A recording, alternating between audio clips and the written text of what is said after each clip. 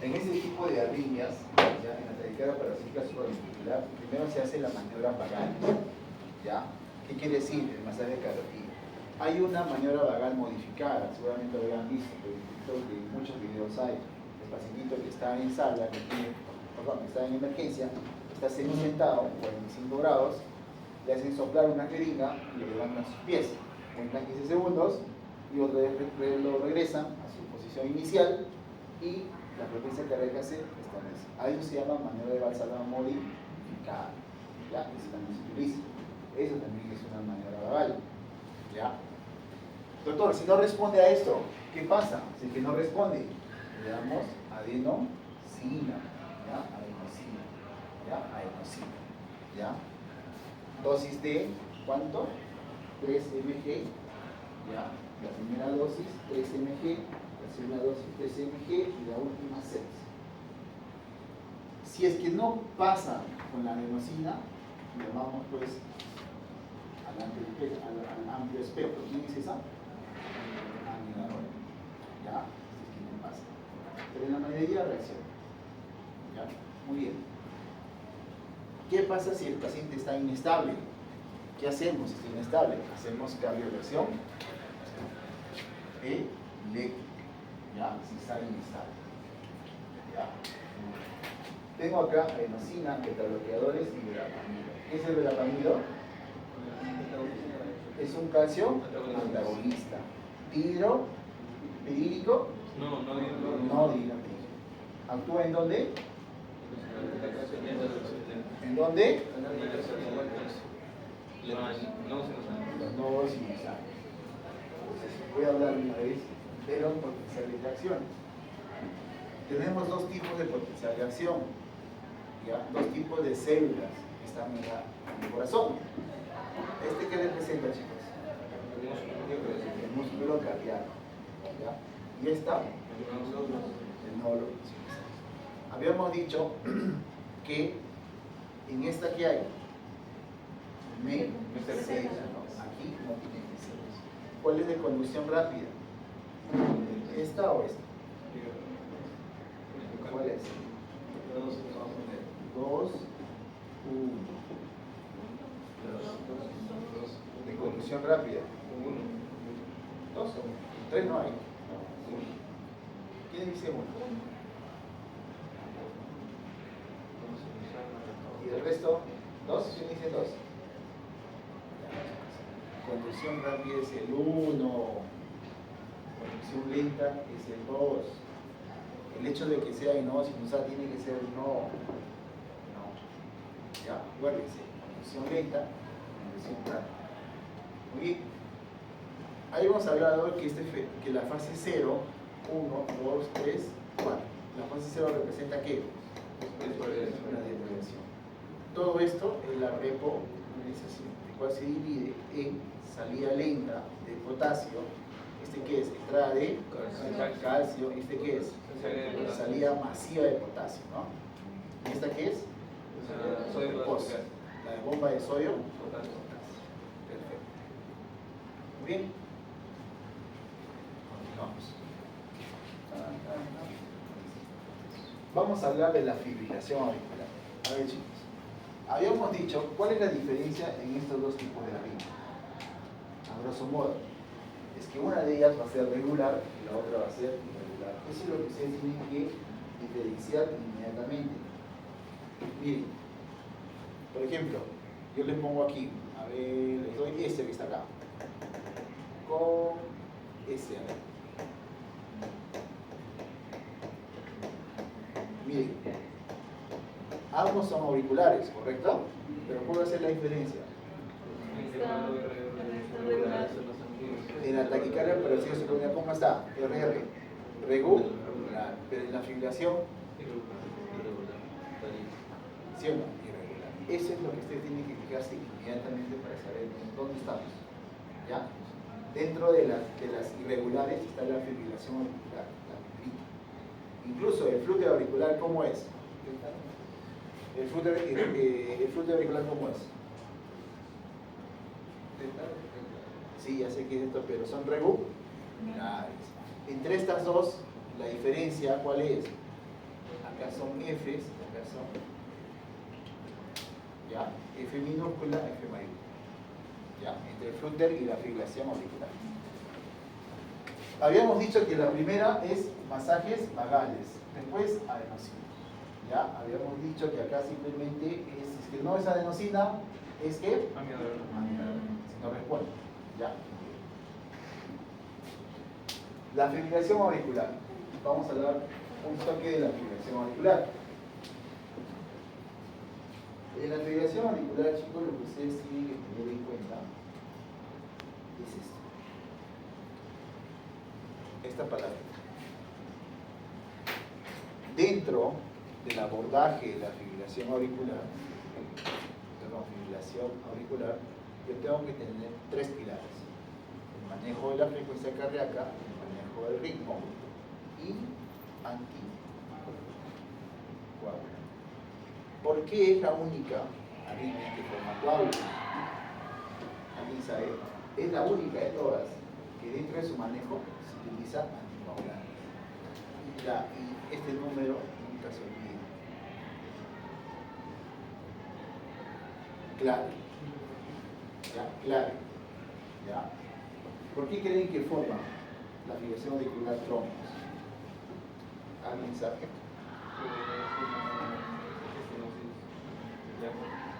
Estenosis mitral. Habría fibrilación auricular. Si dices estenosis mitral, tendría una cardiopatía. Sí, podría tener una fibrilación auricular. Podría ser, pero no es tanto. Por una turbulencia. ¿Qué sería? Esta sí se mide, entonces. En la aurícula. ¿Izquierda o derecha? Izquierda. ¿En qué parte? ¿En qué parte de la aurícula izquierda? Sí. ¿En qué parte de la aurícula izquierda? Esta sí se mide.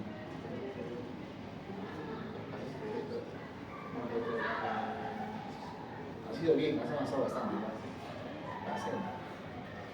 En las orejuelas, auriculares, tanto derecha e izquierda. ¿Cómo son las diferencias? Miren las diferencias. Esta es la orejuela derecha y esta es la orejuela izquierda. Anatómicamente, ¿cómo es la orejuela izquierda? Chiquita y angosta. Como va a pasar acá, va a pasar. ¿Ya? Caótico. Todas las células se están despolarizando. Es una fibrilación auricular. Va a entrar sangrecita aquí, pero por su anatomía va a ser difícil que esta salga. Entonces esta sangrecita se va a estancar. Y al estancarse, ¿qué hace? Esta sangre. ¿Ya? Forma coágulo. ¿Cómo se llama eso? Hipercoagulación. ¿Qué más hace? Distensión endotelial. Las tres cosas. ¿Cómo se le conoce? La triada de ¿ya? Muy bien. Entonces, ¿por qué les digo clave las 48 horas? ¿Por qué les menciono esto de las 48 horas? Porque si este paciente llega a donde tú estás de guardia, llegas a emergencia y le preguntas, ¿cuánto tiempo tienes con la fibrilación auricular? ¿Cuánto tienes ese doctor? Estoy pues 2 días con esto. O con eso.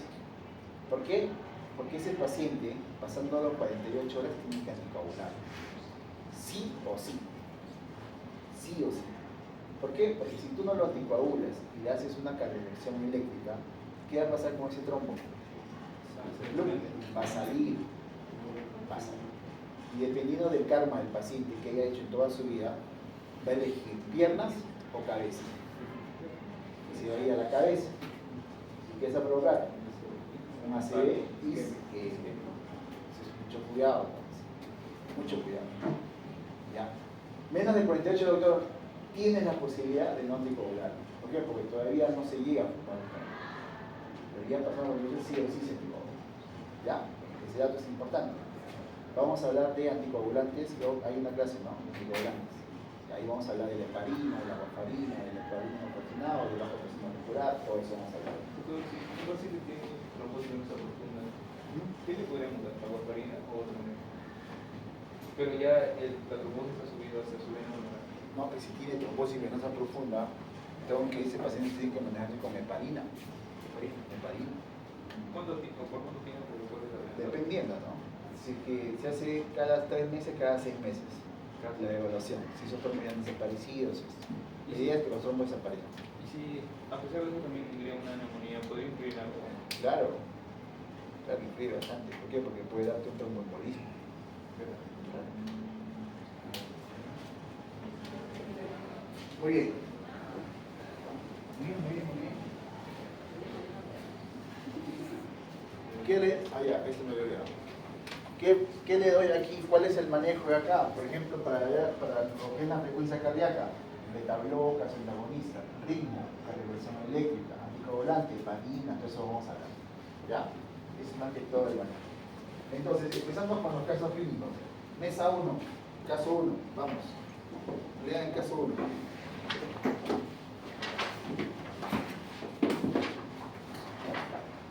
Hombre de 50 años con taquicardia ventricular monomórfica, postinfarto, se le prescribe lidocaína en 2 miligramos por kilogramo como vuelo inicial, siguiendo de infusión continua. Durante la administración desarrolla somnolencia y parestesis leves.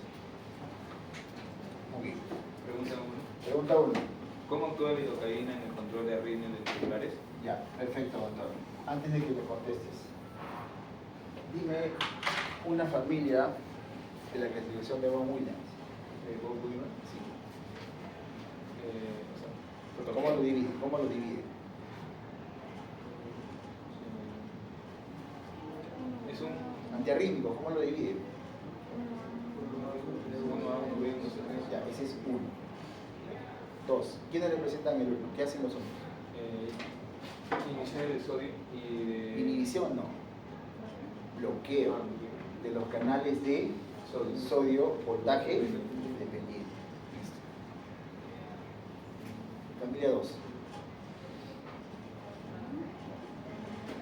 Los beta bloqueadores.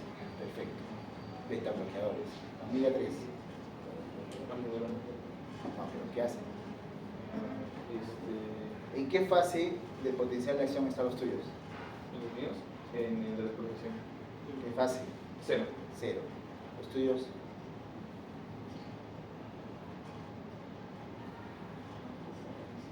¿0 también? Ah, no, es un beta-block. Beta block. Debería estar en la fase 4. 4. Me quedé contigo en 3. 3. Familia 3. ¿Qué hacen? ¿Dónde está la familia 3? Ya sé que se miraron, pero ¿qué hacen? Potasio. Listo, chicos. Miren. Acá tenemos la clasificación. ¿Ya? ¿Ya? ¿Qué no quiere decir esto? Lo divide en clases 1, clase 2, clase 3, clase 4 y otros. ¿Ya? ¿Ya? En la clase 1 lo va a dividir en 3 familias. 1A, 1B y 1C. La lidocaína, ¿a qué familia pertenece? 1B. Entonces, voy acá. ¿Dónde está? 1A, 1B y 1C. ¿Qué va a pasar? Si yo tengo un fármaco, ¿cuál de ellos de estos 3 es más tóxico? Sí. Si yo tengo, les viene una pregunta en donde digo que la línea vertical representa la despolarización de un tipo de células, y les pregunto que estos son fármacos. Fármaco A, fármaco B, fármaco C y fármaco D. ¿Correcto? Les pregunto ahí, les pregunto. A ver. ¿Qué fármaco es químico? Enfoca y foca. ¿Ya? ¿No está cargando? Ah, está grabando.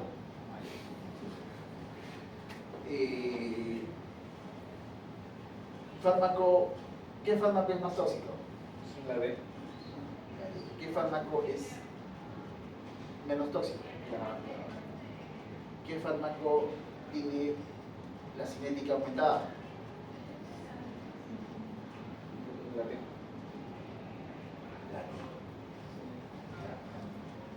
¿Qué fármaco es menos tóxico? La A. Entre B y C, ¿quién es más tóxico? ¿Todos entendieron? Entonces, ¿qué tiene que ver esto, doctor? Con la actividad. ¿Ya? ¿Quién es de todos el menos tóxico aquí? La B. ¿Quién es el que tiene más potencia? C.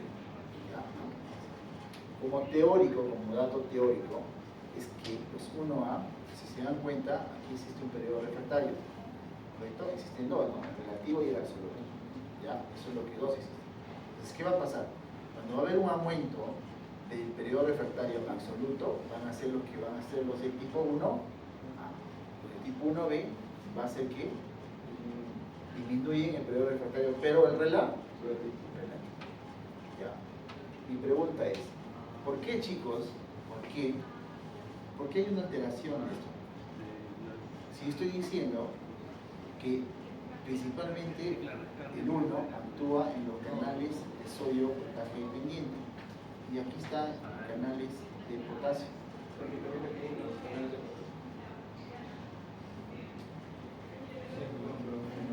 Sí actúa, pero no es la respuesta.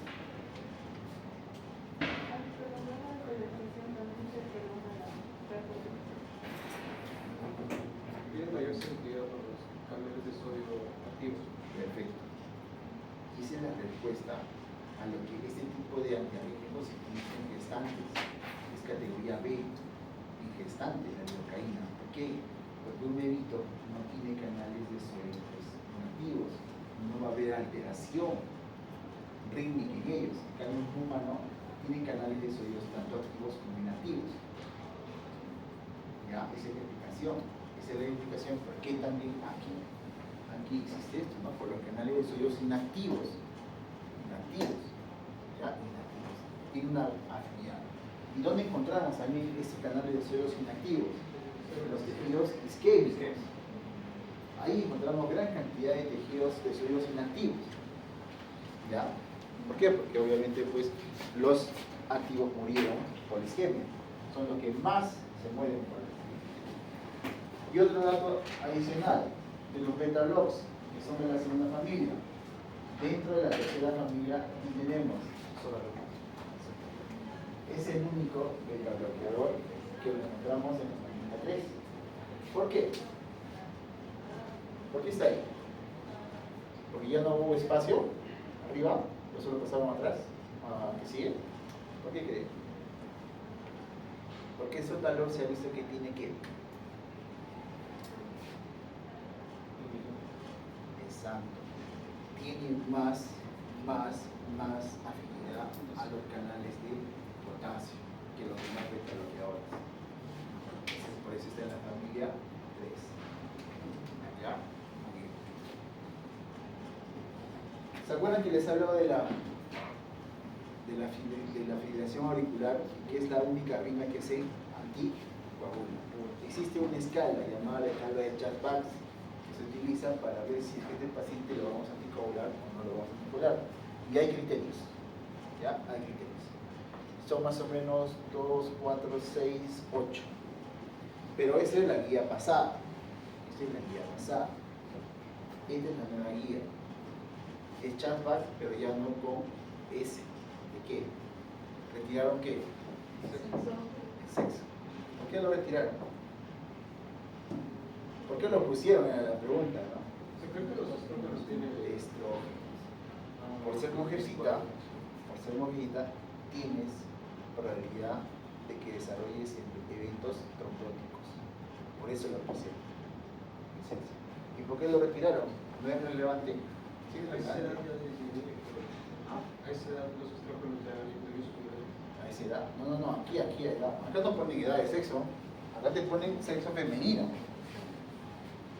Acá te ponen sexo femenino sin edad. O sea, sexo, por ser mujer ya está condicionado un punto de anticoagulación.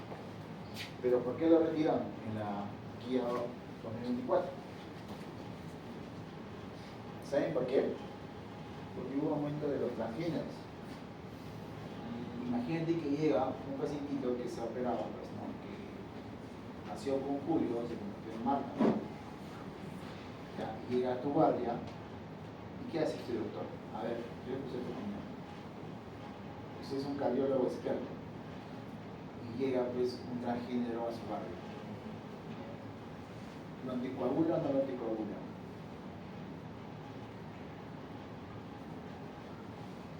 yendo pues a... Si esto no hubiera salido, estoy defendiendo la primera...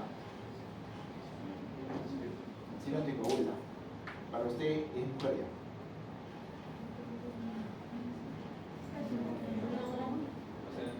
Pero no se debería, pero si no conocemos también cómo...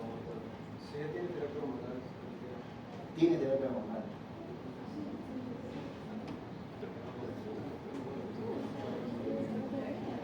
Conocen a Dayanita. Imagínate que Dayanita vaya. ¿Lo anticoagula o no lo anticoagula? Ella ya utiliza hormonas y ella está con el proceso hormonal. Es más, había una charapa que se operó la Ochulú. Imagínate que vaya a la Ochulú. La opera, ¿la anticoagula o no la anticoagula? ¿Qué dicen ustedes? ¿Qué dicen? Sí, no anticoagula.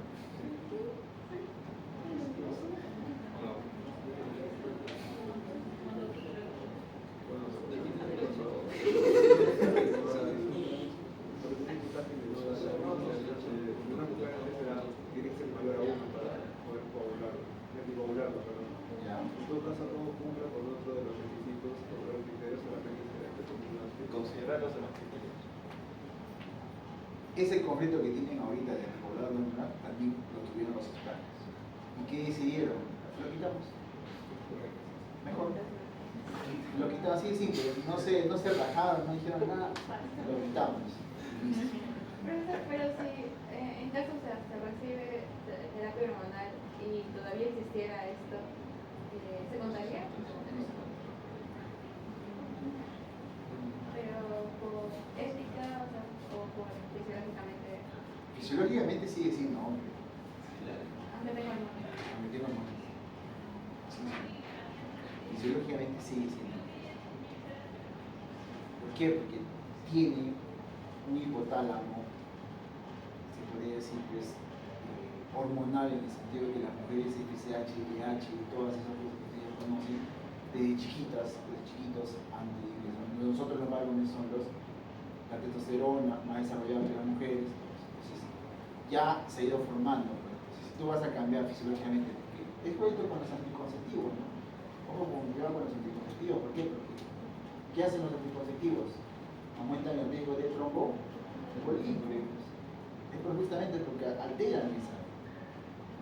¿Ya? Bien.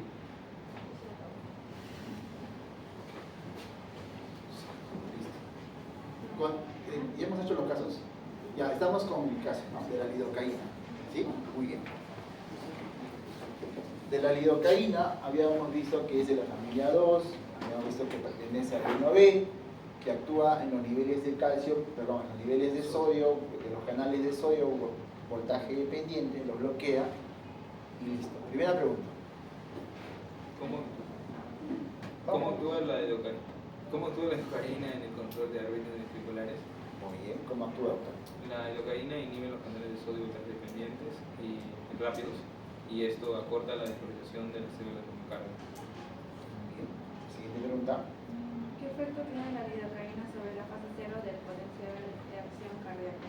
¿Qué efecto tiene? Bloquea los canales de sodio, entonces disminuye la velocidad de polarización y sobre todo en fibras ventriculares anormales como las isquémicas. Muy bien. Siguiente pregunta. ¿Por qué la lidocaína es más efectiva en tejidos isquémicos que los sanguíneos? En las células isquémicas, los canales de sodio van a permanecer inactivados durante un tiempo y la lidocaína actúa en los canales de sodio permanentes. Perfecto, doctora. Muy buena respuesta. Siguiente pregunta. Tiene mecanismos que implican las reacciones adversas cerebrales asociadas a la lidocaína. Cuando esta ingresa al torrente sanguíneo y llega al sistema nervioso central, causa convulsiones, inherencia de Ya, ¿por qué crees que causaría convulsión?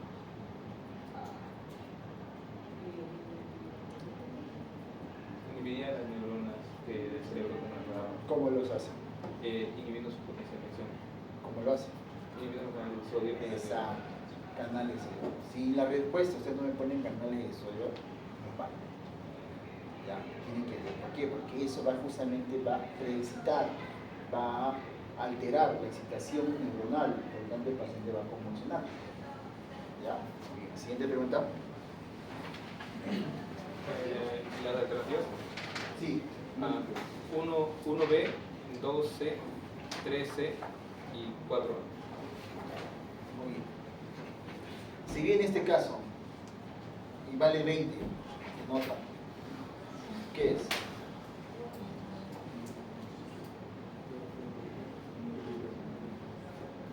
Vamos.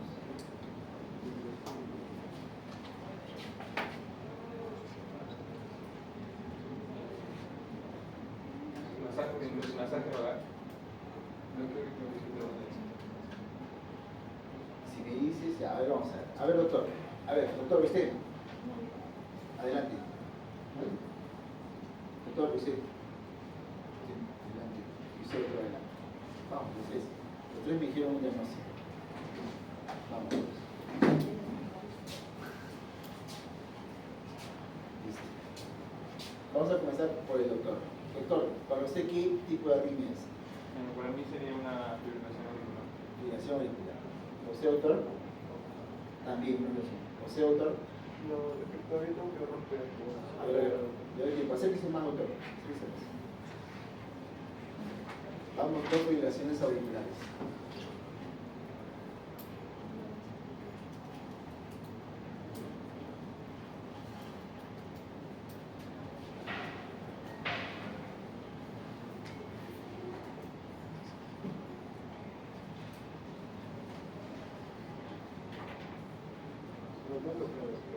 Primer bloqueo. Perfecto. ¿Qué es entonces, doctor?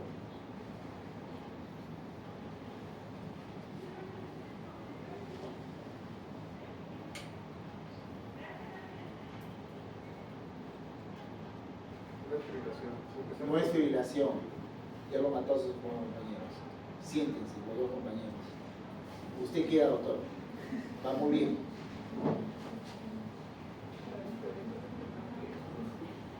¿Qué es, doctor? Porque yo estoy de acuerdo con usted que no es fibrilación auricular. Doctor, es su punto de vista.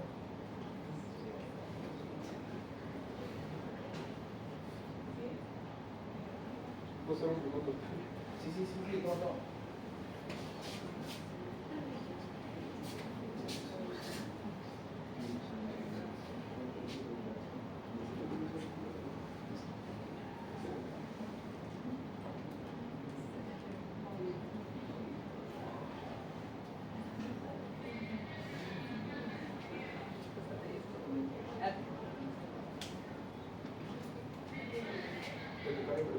Muy bien, perfecto. Ese es el diagnóstico. Ya. Siga con la pregunta. Ya tienes el tipo de arritmia. Siga con la pregunta. ¿Dónde está esa infección? La maniobra vagal, el sudor, si no usa la maniobra basal modificada. Usaría esa paciente. Primero, no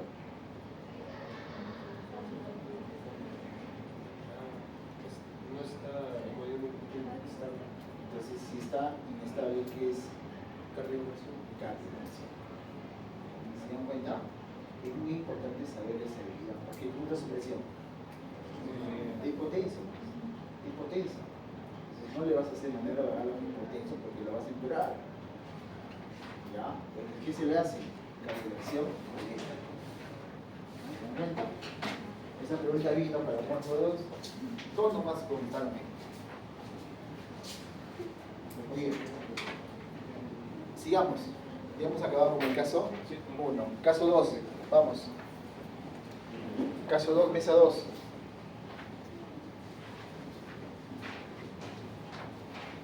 Deja 60 años con fibrilación auricular y capital supraarticular.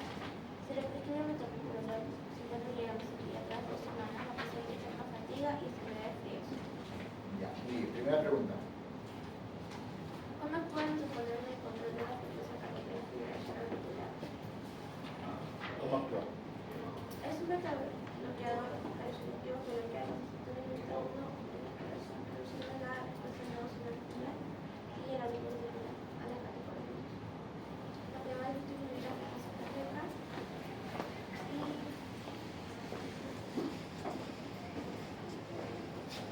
¿Qué fue estamos viendo? Ya. El metobloqueador. ¿Qué es el metobloqueador? Es un metobloqueador. ¿Qué es? ¿Selectivo o no selectivo? Selectivo a beta. Perfecto. ¿Cuál es la primera pregunta, doctora? ¿Cómo actúa? ¿Puede volver a...?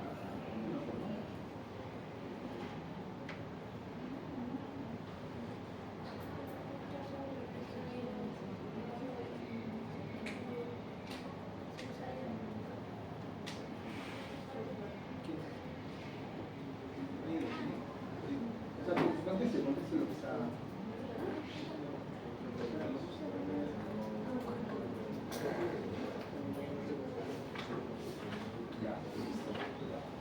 Es un beta bloqueador selectivo para beta 1.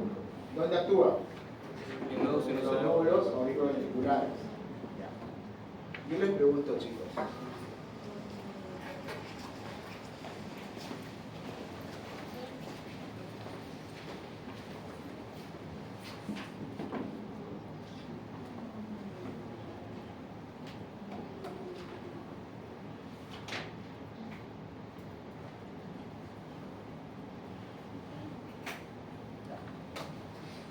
Chicos, si yo tengo la fibrilación auricular más queda, hasta que la porosidad supraventricular, que es lo que decía, el caso lindo, más fina para tener la 2, ¿no? Ya. Obviamente que los betabloqueadores van a actuar y los voy a dar. ¿Por qué? Porque el problema está aquí a nivel ¿qué? Auricular. Si fuera este tipo de taquicardia ventricular o fibrilación ventricular, ya no me serviría. ¿Por qué? Porque su mecanismo de acción, ¿dónde es? Arriba. Ya estando aquí ya no me sirve betabloqueadores. Yo no puedo usar betabloqueador para taquicardia ventricular, mucho menos para fibrilación ventricular. ¿Se dan cuenta? En este caso, dice que tenemos una fibrilación auricular más una taquicardia parcial supraventricular. Betablocs están indicados, sí, para el manejo de la frecuencia cardíaca. ¿Qué más, doctora? Continúe, siguiente pregunta.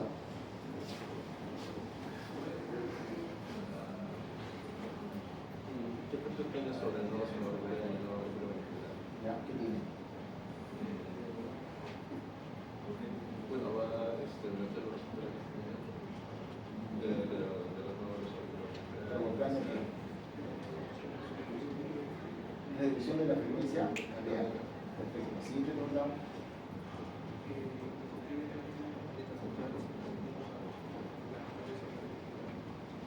¿Cuál es la respuesta?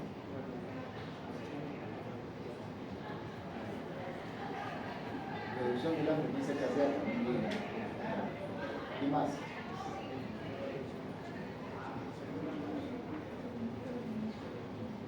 Muy bien. Siguiente pregunta.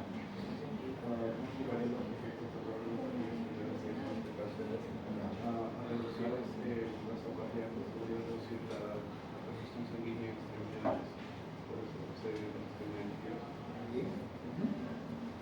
Bien. Siguiente pregunta.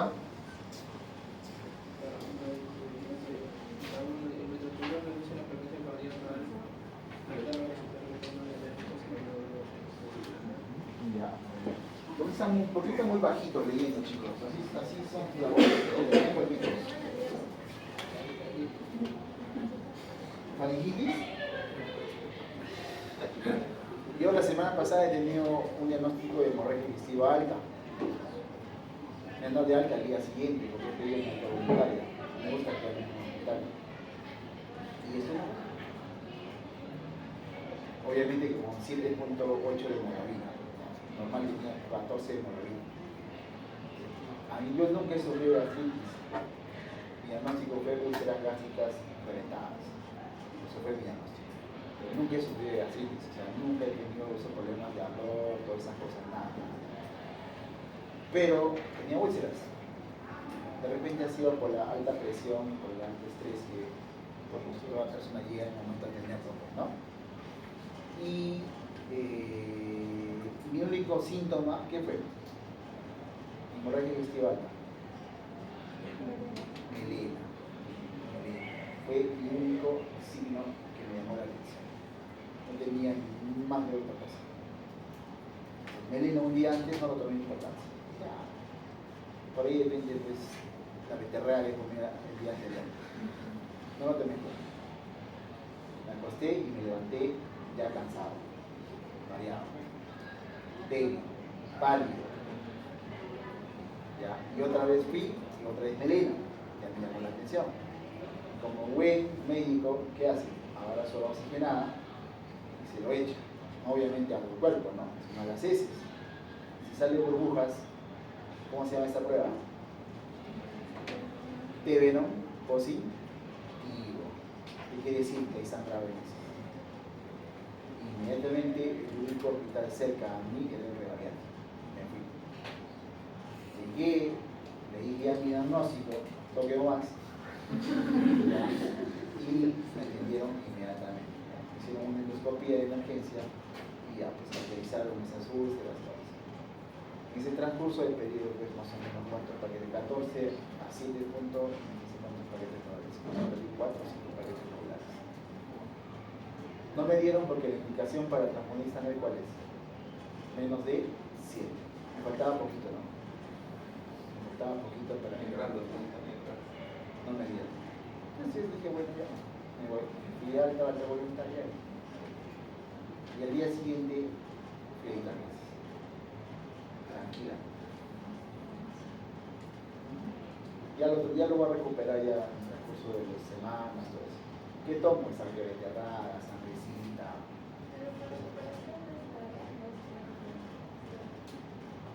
Ustedes cuando van a ser médicos, créanme que se van a morir. Entiendan a sus pacientes cuando tienen postrado, ahí esto, que no te muevan nada. Ustedes como médicos, si se sienten activos, más se enferman que están sentados, echados, sin hacer nada. Y más todavía cuando tengas alrededor y vas a un hospital y tienes a tu alrededor paciente a tu costado con NM, con cirrosis, a tu costado que tiene, ¿qué me tocó al otro lado? Era pie diabético, con su pie arriba, vienes más allá, psicológicamente te estás traumando. Entonces, eso más que todo. No soy afín a las clínicas, a pesar que tengo seguro, no soy afín a las clínicas. Porque en las clínicas créeme que van a encontrar cualquier tipo de profesional. Se lo digo de experiencia. ¿Ya? Entonces, en donde sí no te falla, en donde sí te hacen bien las cosas, demora sí, pero por el hecho de que ustedes cuando sean médicos van a tener cierto tipo de privilegios en un hospital. ¿Ya? Pero siempre en las clínicas pues, siempre corre ese riesgo de que algo pueda ser. ¿Ya? Entonces, lo digo por experiencia propia que a veces contratan pues, recién egresados, jóvenes con falta de experiencia y lamentablemente cometen errores. ¿No? ¿Ya? Algo tan sencillo y simple como preguntar, ¿es alérgico a un medicamento? Algo básico que cualquier profesional de salud saliendo de ya tiene su cartón de detectar. Y en la mayoría de nosotros hay muchos alérgicos a los años.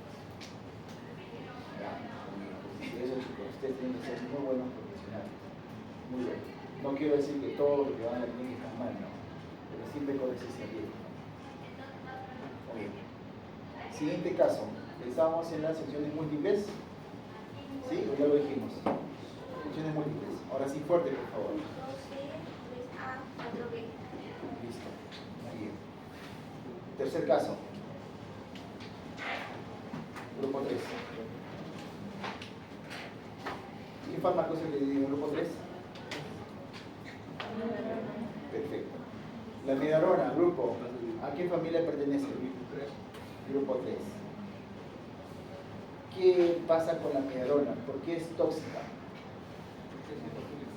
Lipofílica, perfecto. ¿A qué tipo de células pulmonares agarra?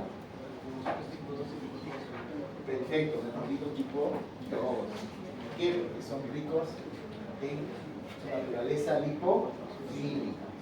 Doctor, explíqueme usted, que lo veo que un poquito más sabe el tema. Explícame el efecto Gorbachev que provoca la migraña. Es cuando se acumula yodo en las células de los hijos. Y el yodo va a provocar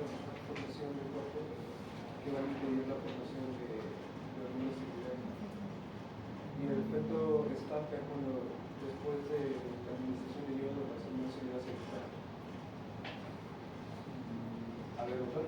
Yo había leído que la amidarona podría tener más tipo soluble si aumentaba a los neumocitos tipo 2, pero lo que provocaba era un almacenamiento de ella. Y ella, al bajar el pH, generaban óxidos nítricos, reacciones, especies reactivas de oxígeno, y eso generaría inflamación, generaría un daño en el alveolo y generaría una fibrosis. Pero ese es a nivel pulmonar. El efecto Borchardt no habla habla de la tiroides. Al tener mayor consumo de tiroides, pues tener el yodo dentro de esta amidarona podría ir a la glándula tiroidea y decir que tenía más tiroides, o sea, el yodo, aumentando la T3 y T4. Y si aumenta eso, Pero el efecto Borchardt es hipotiroidismo, no es hipertiroidismo. a aumentar el T3 y T4, la tiroides pensaría que habría más T3 y T4 y generaría el hipotiroidismo, porque lo estaría inhibiendo como una... No se mueren los científicos y eso va a ocurrir temporalmente que una civilización que se deje de necesitar el yodo, se consume el yodo, se va a disparar. Tiene que ver con el canal BIS, con el canal BIS, con ese canal BIS, es importante. Tiene que ver con ese canal. Cuando hay una administración, escuchen, cuando hay una administración endovenosa de la amidarona, lo que está suministrando es alta cantidad de yodo, que se va a convertir en yoduro. ¿Por qué? Porque es la forma que se va a pasar por el canal NIS. Entonces, ¿qué va a pasar con el canal NIS? Se va sobre saturar, va a crecer, por lo tanto se va a bloquear. ¿Ya? Y al bloquearse no va a entrar ni yoduro ni va a salir yoduro. Si no entra yoduro, ¿qué provoca? Al no entrar yoduro, ¿qué no va a haber? Unas tiroideas. Por lo tanto, produce un hipotiroidismo agudo. A ese fenómeno se llama efecto de Borchardt. ¿Ya? Ese es el efecto de Borchardt. ¿Y cuál es el efecto del yodo base 2?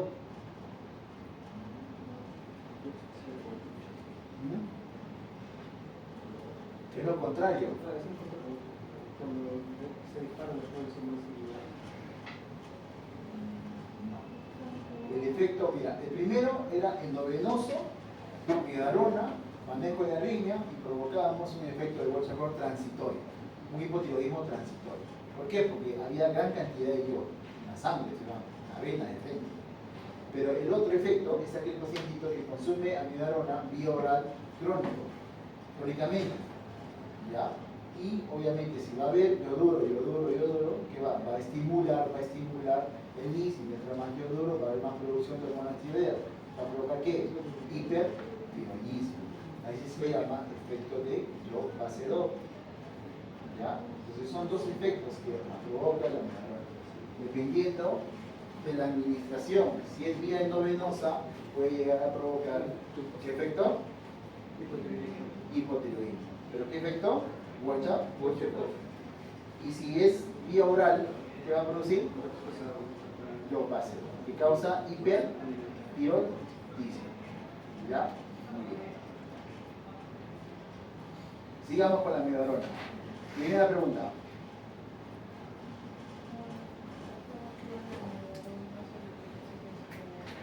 ¿La toma qué? Muy bien, y tiene los canales en qué fase? 3. Por eso la pregunta 3, ¿no? Muy bien. Perfecto. Siguiente pregunta.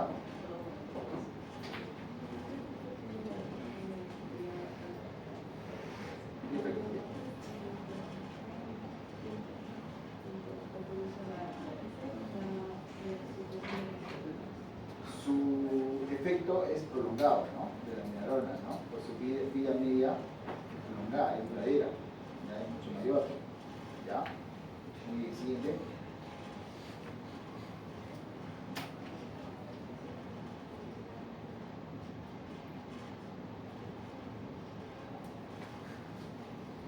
Yo le escucho, yo estando cerca le escucho a la justa. No sé si la doctora sí, a ver si de repente yo sufro hipoacusia. Doctora, ¿usted le escucha? Un poquito más fuerte, pero vamos.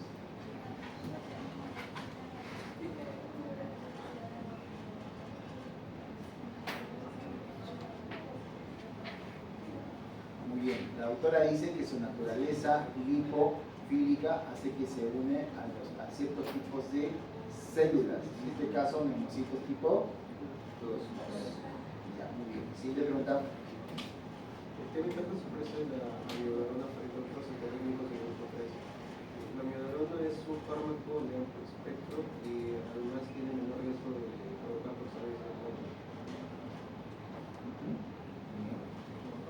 ¿Cuál es el manejo de la Trosaepones?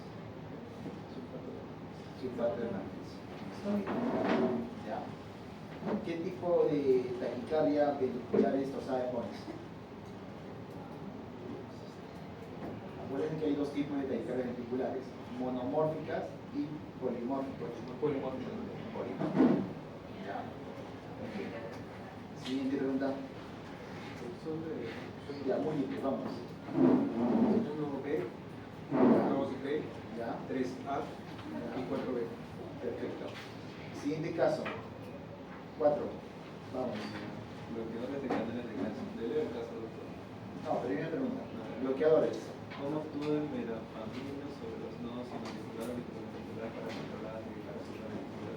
¿De quién está hablando? ¿El verapamilo? ¿Qué es el verapamilo? Es un antagonista del calcio. Un calcio antagonista. Ya. ¿Dihidro o no dihidro? No de hilo. No dihidro.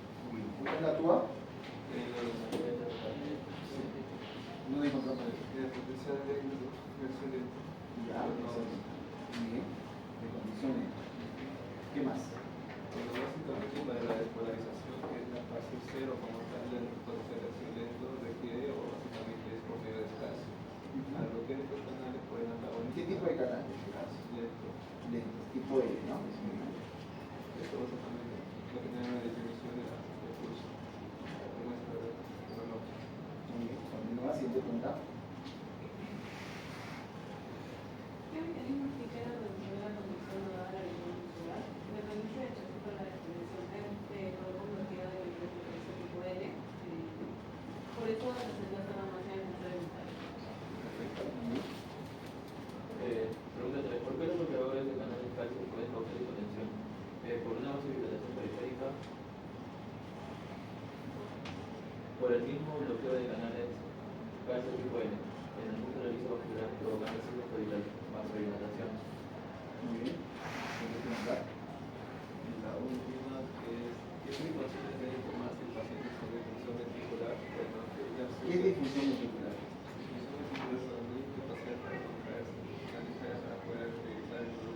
Tracción de eyección.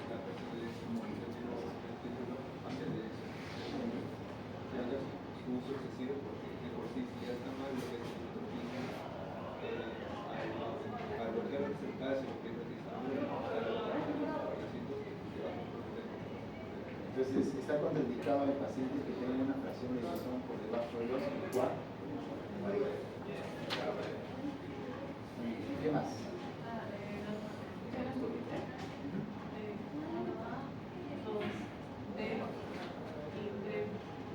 Perfecto. Mesa 1, siguiente caso. Hombre de 58 años con angina estable desencadenada por ejercicio, se les describe isosorbide mononitrato 20 miligramos todo este día y adenolol. Tras un mes el paciente informa una reducción de los episodios de angina, pero experimenta mareos ocasionales y bradicardia. La primera pregunta dice, ¿cómo actúa la isosorbide mononitrato y el atenolol en el manejo de angina estable desde una perspectiva farmacodinámica?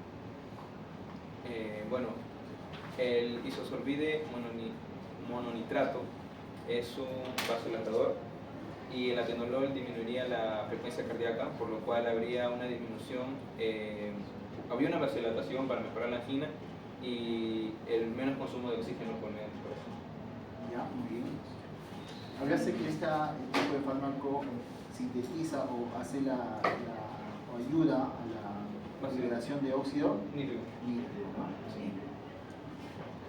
Segunda pregunta, ¿qué ventajas ofrece la combinación de nitrato y un beta bloqueador en el paciente? Bueno, mejora el alivio de la angina, reducir eficazmente, como dijo mi compañero, la demanda de oxígeno al miocardio y mejora la perfusión coronaria y minimiza los efectos secundarios. Perfecto. Bien. Tercera pregunta, ¿qué mecanismos explican esos efectos adversos de mareos y bradicardia observados en este paciente?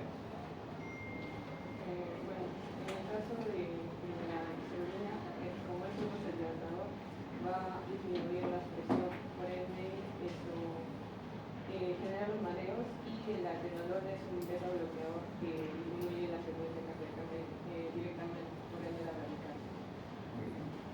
En las alternativas 1B, 2B, 3B. Perfecto. Siguiente caso.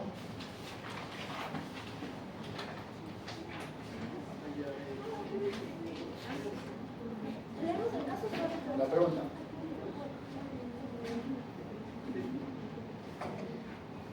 ¿Cómo actúa la actividad operacional de remodelado genético?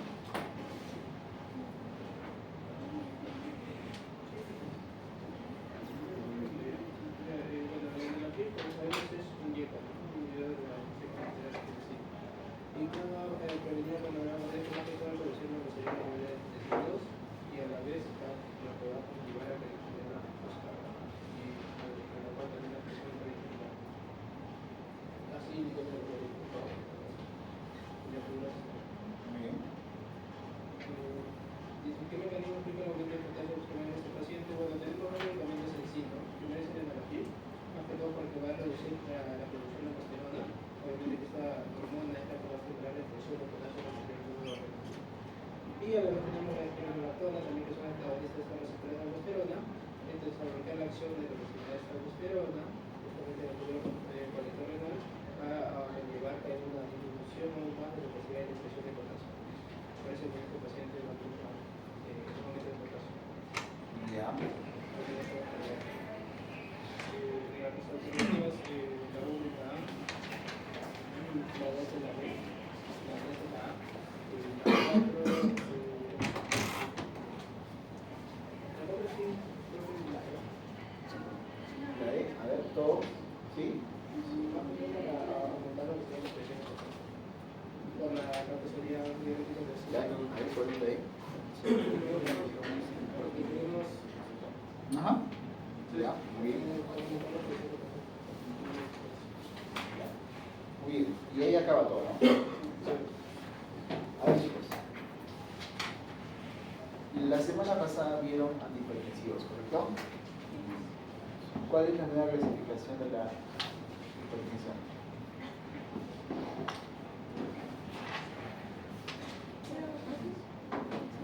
Doctora, la nueva clasificación de la hipertensión. ¿No? Doctora, ¿se Gustavo? ¿No? ¿No? Doctor. Bueno, la normal 120 sobre 80, elevado 120 sobre... No, pero la nueva clasificación. ¿Se refiere a lo de emergencia y urgencia? No. Una cosa es urgencia hipertensiva, otra cosa es emergencia. Doctora. Crisis hipertensiva. No.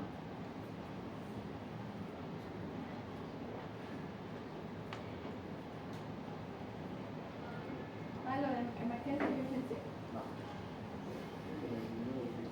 Primero y segundo. Ya no existe ese. Ese fue del pasado. Ese fue la ex. Hipertensión, etapa 1, etapa 2. No, es recontra ex. Ese de la X. Quiero la actual, la firme, la oficial.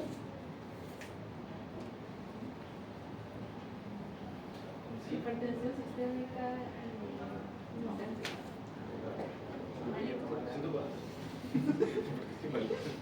Nadie. Eso creo que son por Doctor Lupo le ha sacado uno. consultorio por hogares. ¿Cuál? La que es por consultorio por hogar.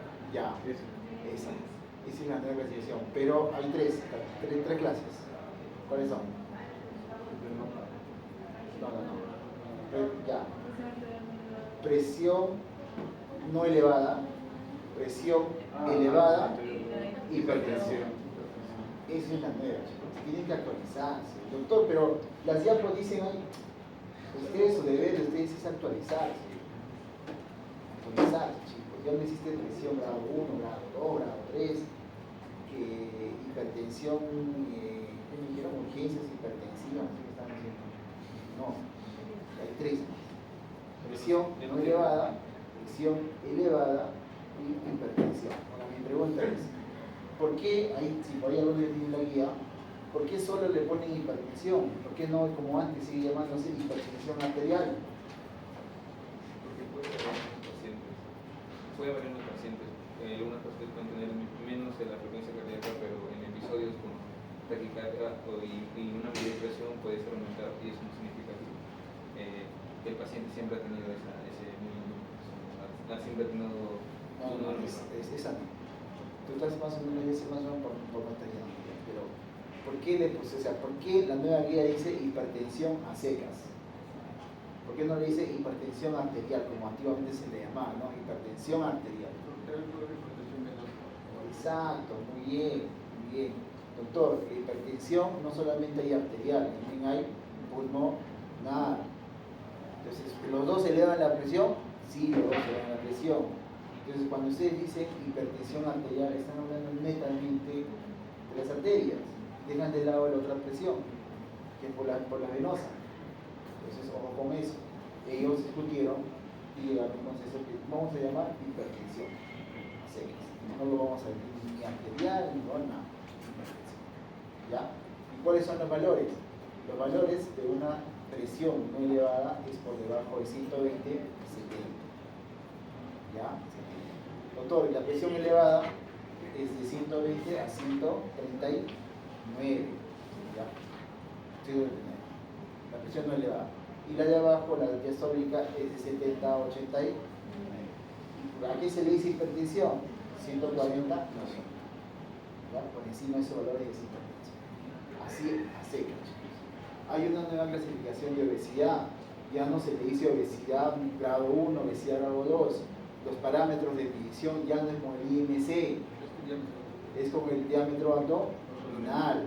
Esas actualizaciones, ustedes, su deber de ustedes es actualizarse. Por eso que el médico nunca deja de estudiar. Mañana más tarde ya no va a existir la clase de lo que es, ¿cómo se llama? Su clase de y se acordarán, acá de 5 años le pongo, cuando termine. ¿Quién va a ser cirujano? Va a ser cirujano. Ya no vas a poder abrir, ya no vas a poder hacer nada, sino te vas a ir a sentar, vas a agarrar a Da Vinci, vas a empezar a operar sin necesidad de tener al paciente al costado. Tienes que autorizarte en robótica. Y de verdad, es lo que ahorita el Revaliati tiene, se lo ha comprado. Todos los cirujanos están haciendo su tema de ¿cómo se dice esto? Su tema de su autorización en robótica, en manejar eso. Entonces, ahí vamos a ver de qué tan expertos son. ¿Por qué? Porque cualquier movimiento en los dedos es lo que va a detectar la máquina. Entonces, ¿y quién opera ahí? El robot. Está con todo ahí, opera. Esas son las nuevas autorizaciones a los cirujanos. ¿Ya? Entonces, chicos, tienen que actualizar, siempre tienen que buscar actualizaciones. ¿Será, por ejemplo, cuando hablan de insuficiencia cardíaca, estará haciendo el manejo con eso? Antes era la mona, en una lo que es como se llama un infarto. Le daban ¿qué? Morfina. Eso ya no quedó de lado la mona, ya no se le da morfina. ¿Se dan cuenta? Cuando tenemos ST elevado, ST no elevado, el ST elevado ¿qué representa? ¿Oclusión total o parcial? Total. Ese trombo es naturaleza plaquetaria o fibrolítica. Es por eso que el tratamiento para un ST elevado, ¿qué es? Fibrolítico, como clase. En cambio, si es parcial, la oclusión es parcial, se le da antiplaquetarios, como aspirina o clopidogrel, doble antiplaquetario. ¿Se dan cuenta? Entonces va a depender mucho también la fisiopatología. En conclusión, ¿un fármaco qué es? Es la suma de la fisiología más la fisiopatología, nada más. Ya ustedes tienen que agregar pues, ciertos fármacos, pero si no saben esto, no dominan, es difícilmente que puedan saber para qué doy esto, para qué esto, qué funciona esto, qué esto. ¿Ya? Muy bien. ¿Preguntas? Doctor, tenía una duda referente a la insuficiencia cardíaca por heavy disminuida. Había mencionado que los vasodilatores están contraindicados por heavy disminuida, pero creo que en heavy disminuida lo que más depende de las razones de la una vasodilatación, ¿eso no sería mejor para el paciente? No, si tienes una fracción de eyección por debajo de los 40 o 35, 40, por debajo de los 40, hay que tener mucho cuidado con los vasodilatadores. ¿Por qué? Porque si bien ya, o sea, ¿qué quiere decir? Tuve una disminución de la fracción de eyección, ¿quieres que haya contracción o relajación? Contracción, es lo más lógico, estoy contrayendo al corazón. ¿Sí o no? ¿Para qué? Para que pueda aumentar lo que es la fracción de eyección, en el sentido de que en este caso sería reducir, ¿no? Porque si aumentaría, no está bien, pues, aumentaría la fracción de eyección, estaría bien. Ajá. Ya. Vi que se le apuntaban la nitroglicina. ¿La qué? Nitroglicina. Nitroglicina. Ya, pero, doctor, entonces, doctor, si tú vas a agregar un vasodilatador, ¿qué va a pasar con esto? Vas a relajar, por lo tanto no va a haber contracción. ¿Ya? Entonces, me preguntas, doctor, ¿por qué está contraindicado el uso de vasodilatador? ¿Cuál es tu respuesta entonces? También afecta la contracción cardíaca. Pero doctor, entonces también no sería indicado los metabloques, pero insuficiencia cardíaca crónica sí están indicados. En insuficiencia cardíaca crónica sí están indicados los metabloques. Es por eso, aquí voy, escuchen, presten atención, y hemos hablado de la hipertensión. Vamos a hablar del manejo rapidito. ¿Cuál es el manejo según la nueva guía? Tienes 3 grupos de familias. ¿Cuáles son? Los IECAS con ARA2, es uno solo, tiene más. No, el tablón no lo pone en la guía. Los tiacídicos, diuréticos y los... No. Los calcio, esas 3 familias lo ponen en la nueva guía. Esas 3 familias. ¿Qué más ha agregado en la nueva guía? La terapia ya no es monoterapia, es doble terapia. Desde el inicio, cuando tengas un paciente ya consultorio, y esas con doble terapia. ¿Qué quiere decir? De las 3 familias tienes que escoger uno a uno. ¿Qué ha escogido usted, doctora? ¿Qué ha escogido usted? Dígame, fármaco. Imagínate que tienes un pacientito que llega con 145 a 95 de presión.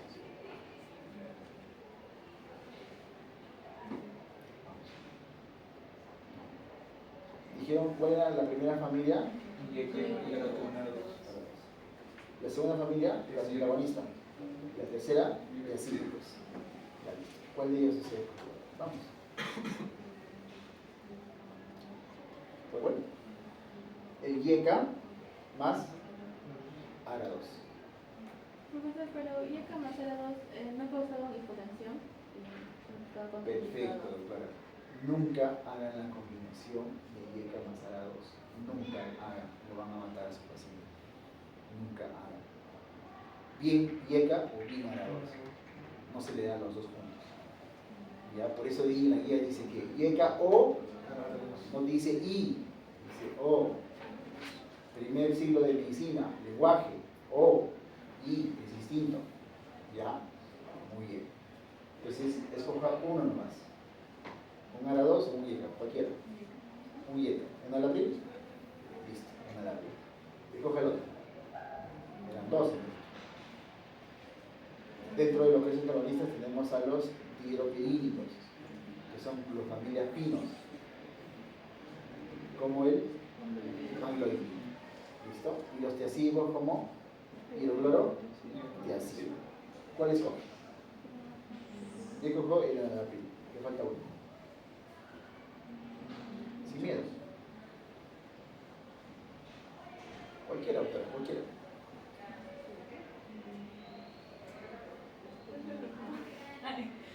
Hidroclorotiazida y nifedipina o amlodipina. Ya, usted escogió, la doctora ha escogido enalapril más amlodipina, ¿correcto? Listo. Va a su paciente y le da esos dos fármacos. Ojo que en la guía mencionan que hay 2 casos especiales en donde yo solamente voy a hacer monoterapia. En pacientes que son mayores de 85 años y en pacientes que tienen sintomatología de hipotensión ortostática. En ellos solamente monoterapia, en el resto terapia dual. Ya. La doctora inicia con este paciente y muy bien. Doctora, ¿en cuánto tiempo le vuelve a citar a su paciente? ¿Al día siguiente?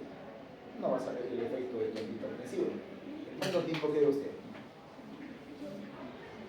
¿Una semana? Muy poquito.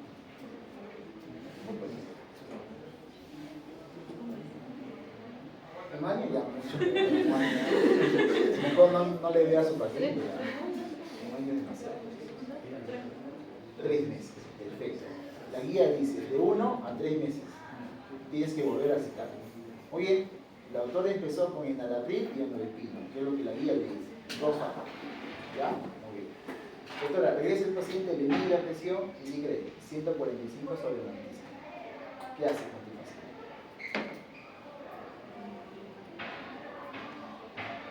¿Qué es lo que se le ocurre? No le atiné, cambias, ajusta dosis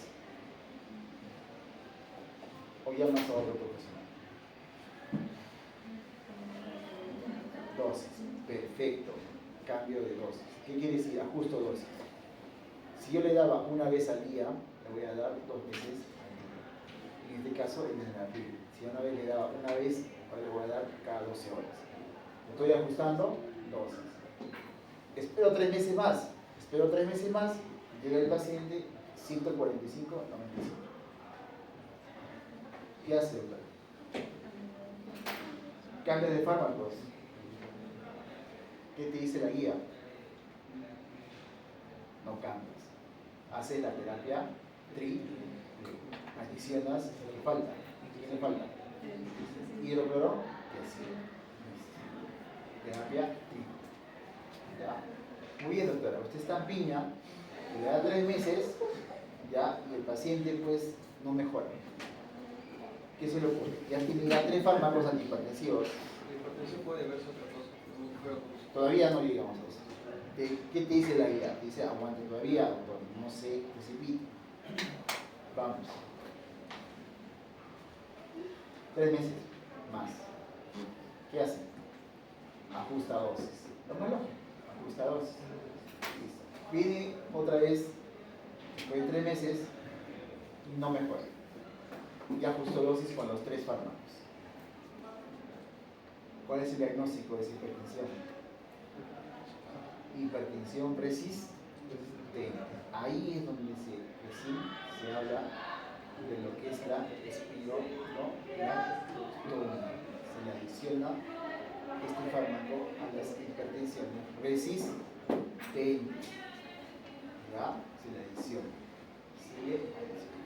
Obviamente con un control de qué? De potasio. Porque acuérdense que el enalapril que forma también son ahorradores de potasio, los IECAS, más otro ahorrador de potasio, pasa algo que va a ocasionar que hipercalemia, por eso se hacen sus controles, hay que tener mucho cuidado.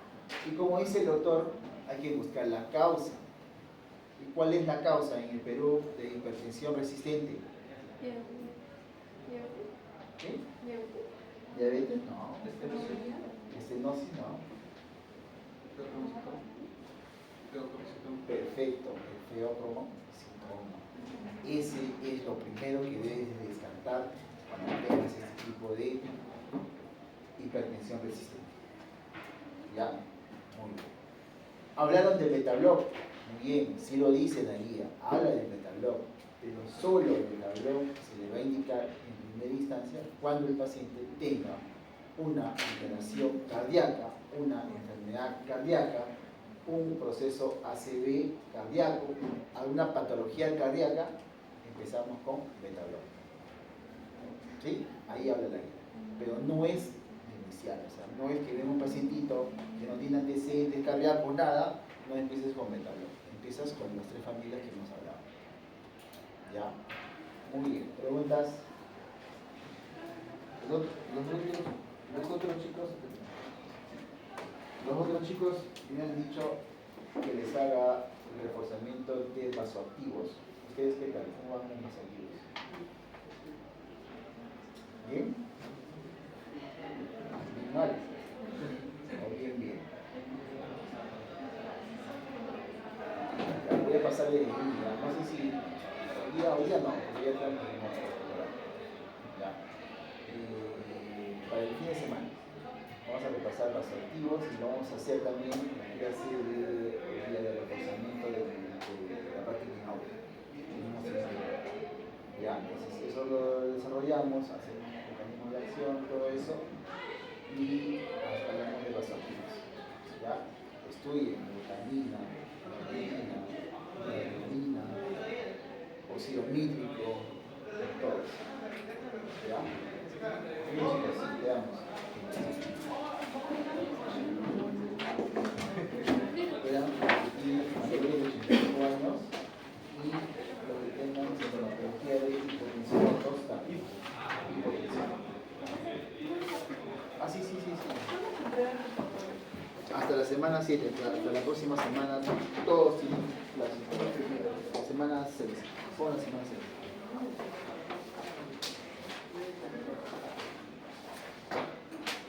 Todos, por favor, con su semana 6.